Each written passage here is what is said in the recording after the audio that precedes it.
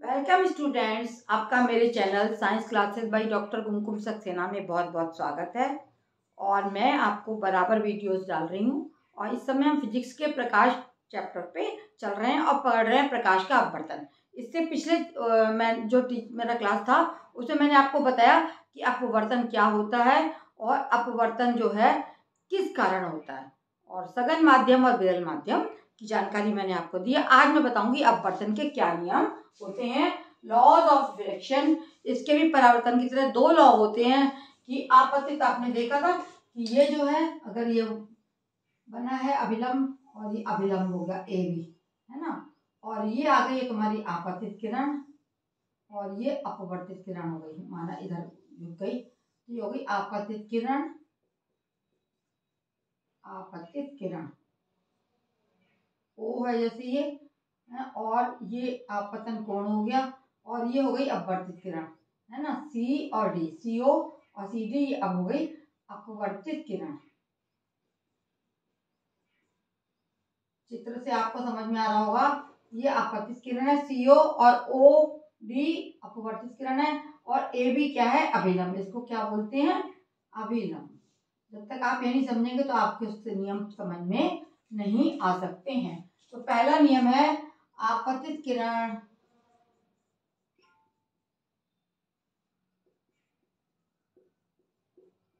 अपवर्तित किरण जो आ रही है वो आपतित किरण, जो निकल रही है वो अपवर्तित किरण।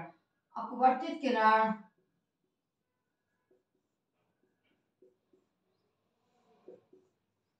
तथा अभिलंब, तथा अभिलंब माने ये जो आपका सीधा पड़ा हुआ है इसको हम अभिलंब, तीनों अभिलंब, अभिलंब तीनों एक ही तल में होते हैं। जैसे जो परावर्तन में था वो इसमें भी है, तीनों एक ही तल में पाए जाते हैं, पाए जाते हैं। और दूसरा नियम जिसको कहते हैं हम स्नेल का नियम, ये बहुत पूछा जाता है बोर्ड में, स्नेल का नियम क्या है, ये स्नेल का नियम भी कहलाता है। दूसरा नियम इसका, इसको हम बोलते हैं स्नेल का नियम। स्नेल जो वैज्ञानिक थे इन्होंने दिया था इसको स्नेल का नियम कहते हैं कि किन्हीं दो माध्यमों के लिए तथा एक ही प्रकाश के रंग के लिए, किन्हीं दो माध्यमों तथा प्रकाश के एक रंग के लिए, प्रकाश के एक रंग के लिए एक ही रंग होगा, लाल रंग, बिग बाय, वायलेट, इंडिगो, ग्रीन। प्रकाश का अगर एक ही रंग है और दो माध्यम में, माना एक वायु है दूसरा कांच है, या एक वायु है दूसरा जल है, तो एक ही रंग के लिए प्रकाश के लिए अपवर्तन आपवर्तन कोण की जाओ का मान, एक ही रंग के लिए आपतन तथा अपवर्तन, आपतन आपको समझ में आ गया होगा अभी। अपवर्तन कोण की क्या है, आपतन कोण तथा अपवर्तन कोण की ज्याओं का मान, ज्या क्या होता है, एक ज्याओं का मान, ज्याओं का मान एक नियतांक होता है, मान एक नियतांक होता है। और इसे कैसे व्यक्त करते हैं, एक नियतांक होगा ये, और इसको हम म्यू से व्यक्त करते हैं। म्यू जो है यू की तरह होता है, म्यू बराबर sine i upon sine r बराबर एक नियतांक, है ना, ये नियतांक निश्चित होता है। मतलब आप रंग एक ही है प्रकाश का, और आपतन अपवर्तन कोण की ज्याओं का मान एक नियतांक होता है, जिसे हम म्यू के नाम से, ये क्या कहलाता है, म्यू कहलाता है। इसको हम हिंदी में म्यू बोलते हैं। इस नियतांक को पहले माध्यम के सापेक्ष, इस नियतांक को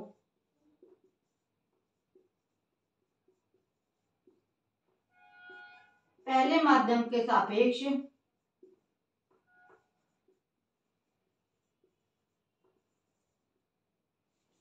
ये आता है तो पूरा लिखना पड़ेगा, ये सापेक्ष दूसरे माध्यम का अपवर्तनांक कहा जाता है। माध्यम का क्या बोलते हैं? पहले माध्यम के सापेक्ष दूसरे माध्यम का अपवर्तनांक कहते हैं।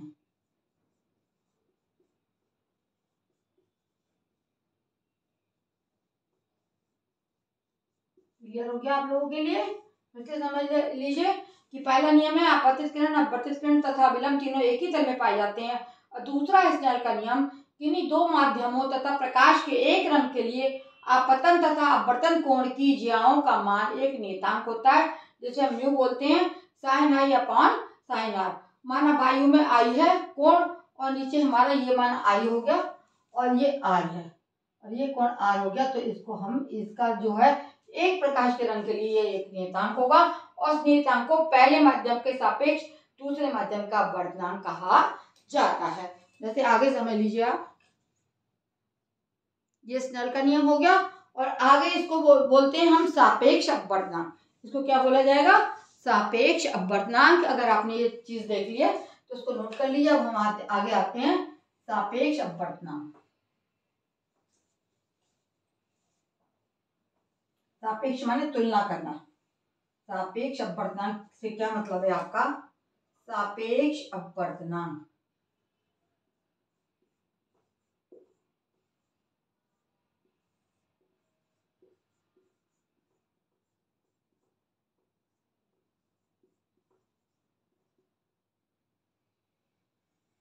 सापेक्ष अपवर्तनांक को आप समझेंगे, दो माध्यमों के जब अपवर्तनांक की तुलना करी जाएगी तो इसको सापेक्ष अपवर्तनांक कहते हैं। सापेक्ष अपवर्तनांक माना जो किरण है वो वायु से कांच में जा रही है, तो ये सापेक्ष अपवर्तनांक हो जाएगा ANG, है ना, और इसका मान हो जाएगा sin i upon sin r।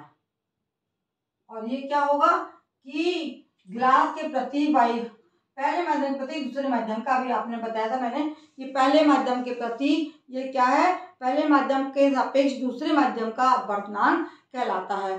जैसे पहला माध्यम है हवा और G है ग्लास, तो ग्लास का अपवर्तनांक वायु के प्रति ग्लास का अपवर्तनांक, कांच का अपवर्तनांक क्या होगा? sin i upon sin r।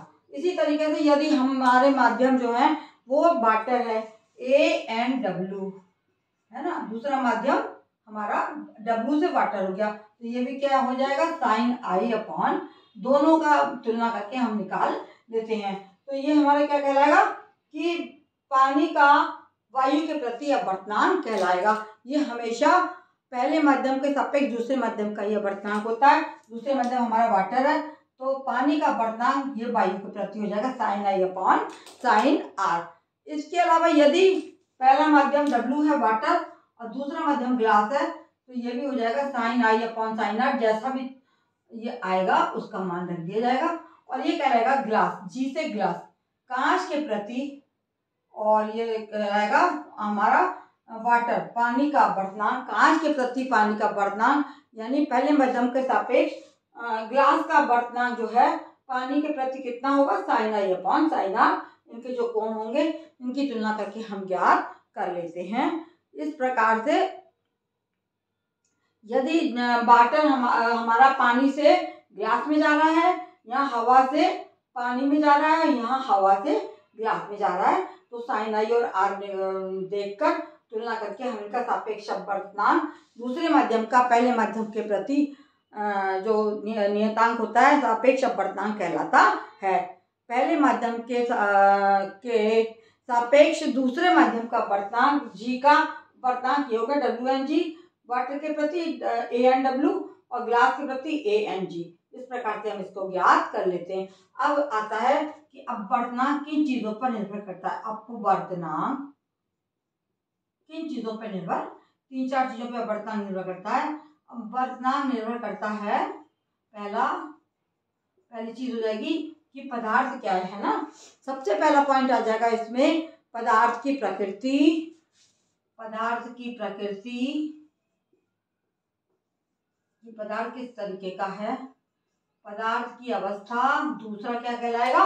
पदार्थ की प्रकृति, यानी सोना है, चांदी है, कांच है, ग्लास है, क्या है, पदार्थ की प्रकृति पे डिपेंड करेगा। और दूसरा है पदार्थ की भौतिक अवस्था। पदार्थ की भौतिक अवस्था पे, ठोस है, द्रव्य, गैस है, पदार्थ की भौतिक अवस्था पे डिपेंड करता है। भौतिक अवस्था।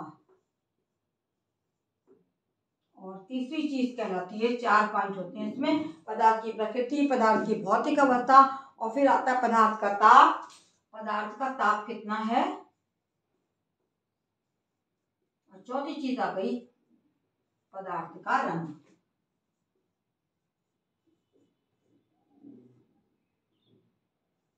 इस तरह से इन 4 बातों पे जो है हमारा अपवर्तनांक डिपेंड करता है। और सापेक्ष अपवर्तनांक आप समझ गए होंगे कि 2 माध्यमों की तुलना की जाती है तो सापेक्ष अपवर्तनांक आता है। जो बाद वाला माध्यम है, ग्लास के प्रति वायु का अपवर्तनांक, ग्लास का अपवर्तनांक वायु के प्रति, और यहाँ वाटर का, जल का अपवर्तनांक वायु के प्रति निकाला गया है। तो पहले माध्यम के सापेक्ष दूसरे माध्यम का ही हमेशा निकालते हैं। यहाँ ग्लास का अपवर्तनांक वाटर के प्रति निकाला है, और इनके कोण जितने आएंगे उनको रख दिया जाएगा। और प्रकाश का रंग भी इस पर डिपेंड करता है। तो हमेशा नियतांक को हम पहले माध्यम के सापेक्ष दूसरे माध्यम का हमेशा बाद में जो लगाएंगे उसका अपवर्तनांक निकालेंगे। ये ग्लास का निकल रहा है, ये वाटर का निकल रहा है, यहाँ फिर ग्लास का निकल रहा है, यहाँ पे ग्लास का हवा के प्रति निकल रहा है, यहाँ वाटर का हवा के प्रति निकल रहा है, और यहाँ कांच का अपवर्तनांक जल के प्रति, W से वाटर है ना, W क्या हो गया, वाटर, A हो गया एयर, इसको भी क्लियर कर लीजिए, और G हो गया ग्लास यानी कांच, है ना। ये हो गया पानी, हवा और कांच।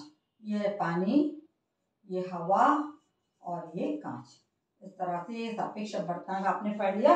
मैं यहाँ पर अपना चैप्टर जो है वो समाप्त करती हूँ, और इसके अगले चैप्टर में आपको आगे बताऊंगी।